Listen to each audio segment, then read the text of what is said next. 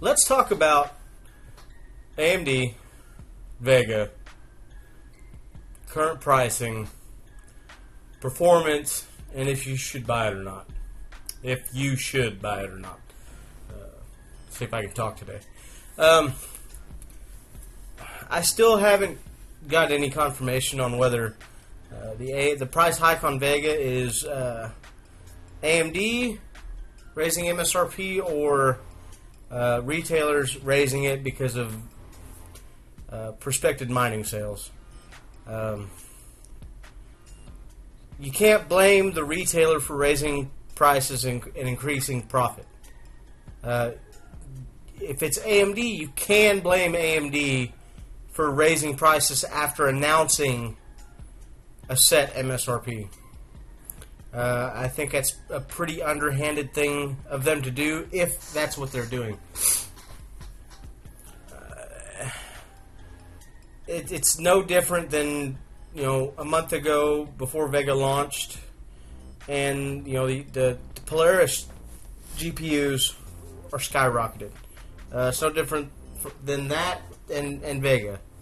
If VEGA's mining is really as good as they say it is, I doubt very few gamers will actually get a hold of a VEGA card. And segueing from that, if you want my honest opinion on what you should buy right now, if you're wanting to spend $500 on a graphics card, just get a GTX 1080. Save a couple more $100, get a 1080 Ti.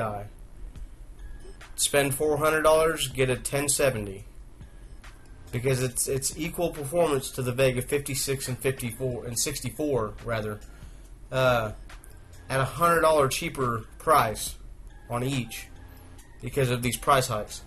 So it's a no-brainer to get the NVIDIA cards over the Radeon cards. There's no comparison unless maybe you're going to be doing a lot of computations. I hate to say it, mining. I haven't seen any actual rendering statistics with VEGA yet. But if it renders as good as it mines, from what I understand, that VEGA architecture is a computational beast. I mean, just put it plain and simple, it's a beast. So if you put aliens, right? Anyways, if you put a 1070 and a 56 together, they're doing almost the same at $100 difference because of these price hikes. Same thing with the, it's the other, flip turn performance, but it's the same situation with the 64 and the 1080. You have, the 64 just trailing the 1080 at a $100 price difference. I mean, it makes sense to get the 1080. What this may do for the budget builds, though, this may free up a lot of RX 470s, 480s, 570s, 580s. Albeit used cards, maybe some new ones rolling out that aren't as hot.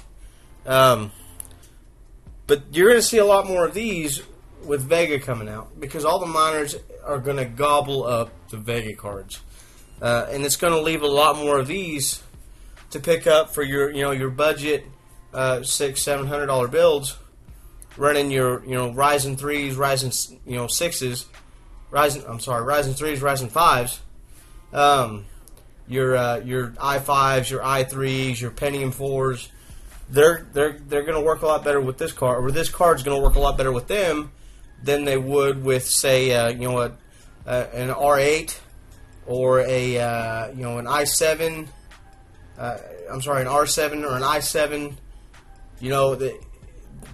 You can handle the frame rate, so you're going to go with a 1080 Ti. RX 56, RX 64. Even though you're not going to be able to get a hold of a VEGA card, period. So when it comes down to it, you're going to want to buy the NVIDIA card. Hands down, They're going to be easier to get a hold of. You know, they're going to have a more. They've been around for, you know, the architecture's been around for a year. NVIDIA's got their drivers, you know, set away. I am kind of upset with NVIDIA with this, you know, Titan driver update that increases, you know, the Titan's computing power multiple times. I mean, that's kind of really NVIDIA. Are you sandbagging your cards like that? I mean, come on. Anyways, if you're wanting price to performance, NVIDIA, hands down, and I cannot believe I'm saying this about NVIDIA, NVIDIA, hands down, has price to performance covered. AMD is not the budget answer with the Radeon card, with the Vega card. And that is 100% Radeon's fault. HBM2 is expensive. Yes, the bandwidth is incredible. It's what gives Vega the edge with, you know, computational power, just raw horsepower. But if you ask me, they should have made the RX Vega GDDR5. Done the Frontier Edition with HBM2. Came out with a Fury Vega, a Vega Fury with HBM2, fine. But they should have had 56 and 64 with GDDR5. It would have cut production costs, lowered the end price for the sale. It just makes more sense to me. Yeah, they would have had to have sacrificed some spot on the, you know, some spaces on the board, and maybe not have had such a nice VRM setup. You know, their power setup on the Vega cards is exceptional. If you're interested in that, go check out Steve's channel, Gamers Nexus. He goes really in depth with that. Also, Buildzoid's channel, hardcore overclocking, really hardcore overclocking. So, guys, in a nutshell, AMD's pricing is messed up. Right now, NVIDIA is going to be the way to go. Price performance, if you're wanting, you know, some of the top level performance, 1070, 1080, 1080 Ti is the way to go. You can't beat price performance for that right now because the price hikes on Vega, which is really upsetting. It keeps it out of the hands of gamers, which is what, you know, the card was meant for. Good for AMD making all kinds of money off of it. You know, yay. You know, it's good. It's not going to hurt the market. But you know, it keeps it out of it keeps it out of the hands of the core audience that AMD wants to sell to, because it gets you into the AMD side of the graphics market. You buy an AMD card, you're going to invest in AMD FreeSync monitor. You're going to invest, next time you buy a graphics card, because you've already got this $400, $300 FreeSync monitor, you're going to buy another Radeon card because you've already invested into that platform. So your next upgrade is going to also be a Radeon card. And a lot of you've got to think about that when you're buying your monitor. You've got an NVIDIA card now, you're going to buy a G-Sync monitor. You've invested in that platform. Remember that next time you buy a graphics card. I had a friend of mine. He's got a FreeSync monitor. He went and spent all this money on this FreeSync monitor because it was a discounted price, but he bought a 1080 Ti. Right. I wish he would have come and talked to me first.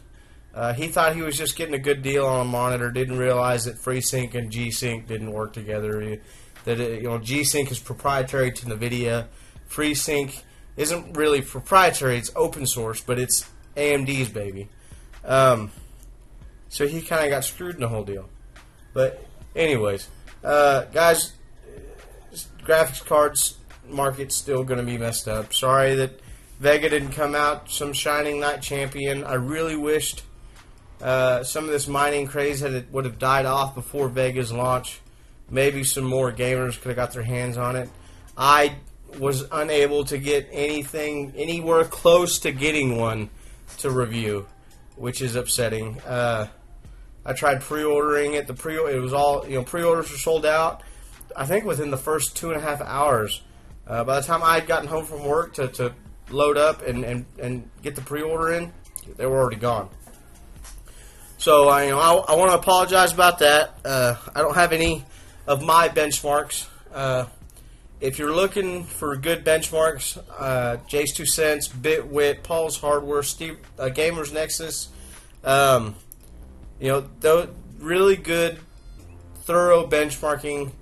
I'd really like to have done it, but I don't have it.